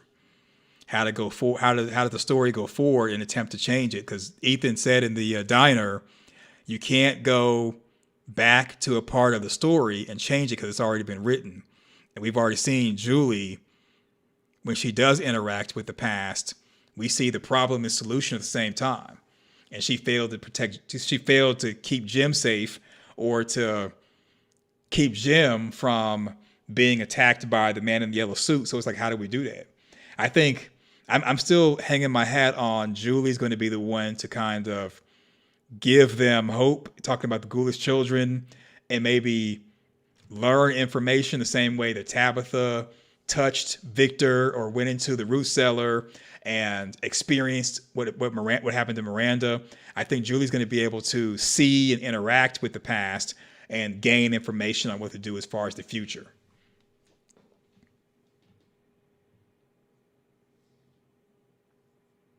Yeah, so Pagan Sky says, I'm legit afraid of Boyd down there.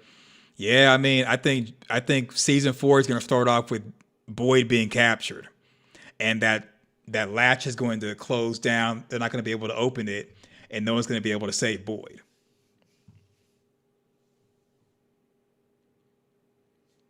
So Timu says, isn't the man in yellow just the devil the townspeople made a deal with?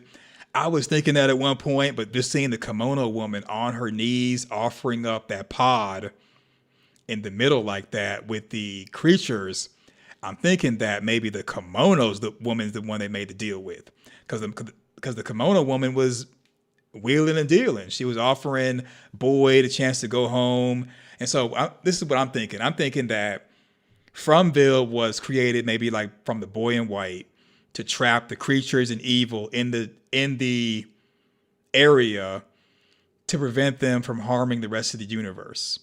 And people are being brought in to stop them or to eliminate them. Every time the good side loses, they're reincarnated. So I'm thinking the evil side wants people to go home so the evil side can leave Fromville and have the entire world to play with. Kind of like in Lost, people were wanting to, or the man in black was wanting to leave the island and was stuck there. I'm thinking that the creatures and the evil and Fromville is the same way. Oh, Pagan says, thank you for covering this. Thank you for watching. Thank you for watching. I appreciate it.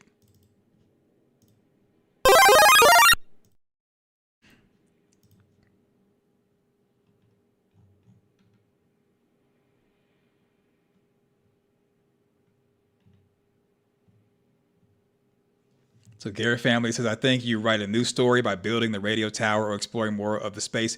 That may be the reason why the man in yellow, the man in the yellow suit eliminated Jim, because Jim is the one that created the tower as far as the radio.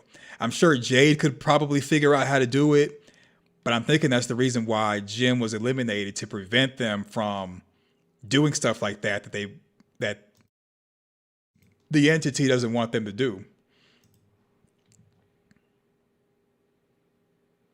So Pagan Sky Podcast, what are we going to watch while we wait? Well, I'm going to go back through episode 1 and go back through and refine theories and find theories and create theories. Now that we have the information for season 3, I may end up doing other television shows and movies. We'll see. But I definitely want to take the information from season 3 and not go back and kind of redo some stuff, especially going through the episodes and just kind of doing a breakdown of things that we saw that we may have missed and doing things like that. So as long as the analytics are good and you all are watching, I'll do that. But if a lot of you all don't want that, then I'll just do something different. So it's more like, what do you, the audience, want to do going forward? Because it may get to a point where you all are burnt out from, and then we just move on something else collectively, and that becomes the direction of the content. Because I know for this week, people are going to be still, having From on their mind, but eventually people are going to be like, well, there's no From. I want to watch something different. And then if I see a lot of you all taper off as far as looking at my analytics, then I know it's time for something different. So David says, man in yellow, Tabby's dad, Tabitha. I don't know. So Jonesy chats wrestling. The man in yellow was so strong despite being really old. I think he's super powered, like the creatures. They got very powerful. They got abnormal strength, and it's because of the deal they may have made.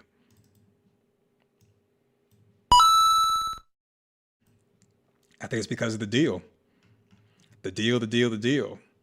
And right now it's looking like the deal the Kimono woman may have made.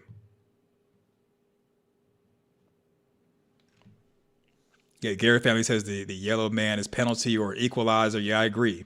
He comes when you have an error, like the Phantom from Prince of Persia, the video game. Well, I think it's that Jade and Tabitha, the path that they've been on is the path the entity or Fromville wanted them to be on. Whereas Jim was one of many factors that kind of changed that trajectory.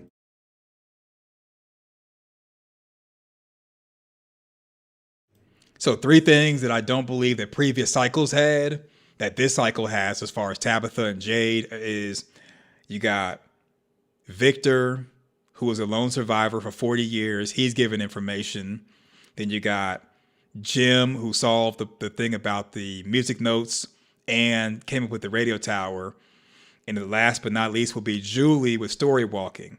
I think, well, even though Jim is eliminated now, just those 3 things is something that the previous cycles didn't have with the people that the people who Tabitha and Jade came from. And I think that's going to be the game changer as to what is going to allow them to win at the end of the series, hopefully.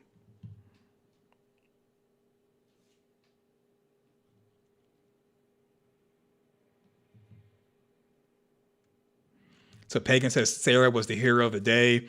She wasn't the hero that we wanted, but she's the hero we deserved. She's the hero that we deserve. So Jonesy Chat says, I think daytime monsters are the next thing for sure. I think so too. And I think the daytime monsters are not going to be affected by the talisman stones to make things more interesting. Right. So Malcolm says possibly Jim coming with Tabitha on the road trip changed the town, changed everything, like how Henry didn't come with Miranda. I think so. I can see that because in the previous cycle, Miranda was by herself with kids that were small, and Christopher, I think, was by himself. So this time, Tabitha's got a teenage daughter who's almost like adulthood. Then you got Victor. Julie can time travel. Then you have Jim, like you just mentioned, and then those are the main thing. And also Victor. Maybe I already mentioned Victor. So Guy Sensei, what was the cause of the slaughter of the whole town? Victor was young. My theory is that when Victor told Miranda, his mom, about the faraway tree, and that's how you go home, people were lining up going into the faraway tree in the forest, but they were ending up being dropped into town and scattered around. So equivalent to when Victor showed Ethan how the faraway tree worked, putting the smiley face on the rock, putting it into the faraway tree, and it came from the sky. My theory is that's what happened to the original townspeople, and that's why they're scattered all around town like that. And the creatures just came and kind of tortured them and opened them up and everything. And that's why they're all scattered around on the outside like that. To me, just the fact that knowing that everybody at nighttime would go hide, but nobody was hiding, to me means that nobody was hiding because they were preparing to go home by going through the tree. And when they went through the tree, they were dropped from the sky into town. And it was no freedom for you. And here come the creatures, and they got easy bait, easy prey.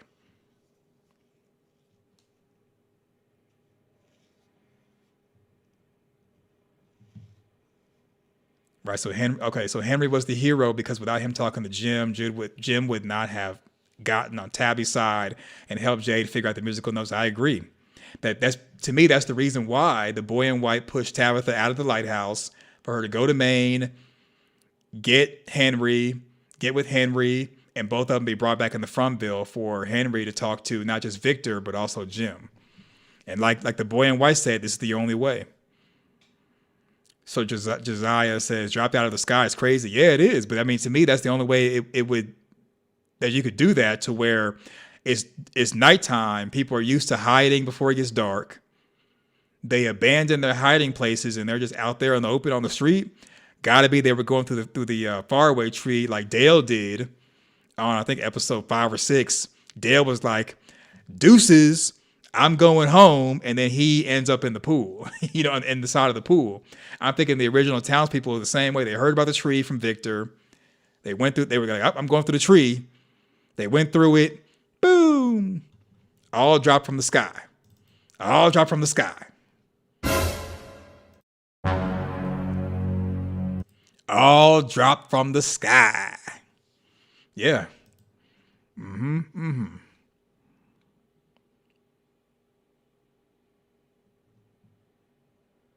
Yeah, everybody who's new here, I got older videos where I kind of go over theories like that on what happened to the townspeople with Christopher, Jasper. Some theories have held up, some have not. But if you are, we'll just say, bored, or you're just kind of hanging out, nothing to do, or maybe you're working on schoolwork, whatever you got going on, or maybe you want to tell someone about Fromville or tell someone about my channel, there's a podcast that you can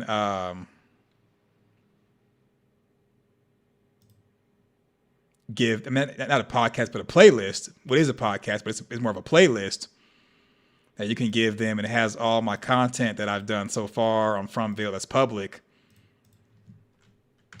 that can kind of get you caught up on a lot of theories. And as I continue to go through, as far as making theories, I'll add to the playlist, and you can just literally put it, go to the playlist. I put the link right there. I'll pin it to the top. Click on that, save it for later, enjoy that. But right now it's currently 54 episodes on the podcast, including this stream. And I'll be adding more stuff as we do more From content that you can listen to at your leisure, and it'll have all my theories, past, present, and future. And then if you join channel membership, you'll get stuff that's not even available to the public, and you'll be a part of member-only live streams. So 2 ways you can get more information as far as theories, more information about From as far as what I believe, and so Pagan Sky Podcast says, I'll give you a shout out on my channel. I appreciate that.